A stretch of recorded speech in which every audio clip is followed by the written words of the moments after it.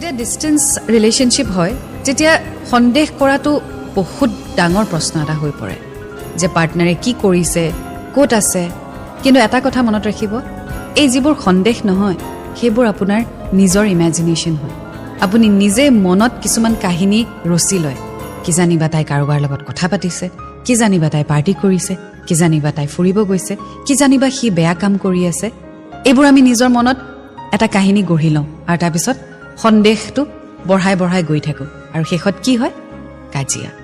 গতিকে এনেকুৱা ধৰণৰ কাহিনীবোৰ মূৰত আনিবই নালাগে আৰু যদি কেতিয়াবা আহেও এই বস্তুবোৰ ক্লিয়াৰ কৰি ল'ব লাগে সন্দেহটো নিজৰ মূৰত পুহি লৈ কেতিয়াও নিজৰ পাৰ্টনাৰক চাৰ্জ নকৰিব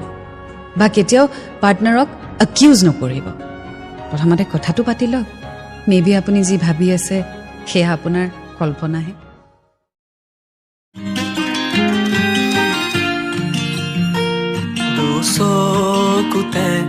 দুচকু থলে লাজে চকু ধাৰি যায় কেতিয়াবা তোমাক কন্দুৱাও যদি ক্ষমা কৰি দিবা তুমি যে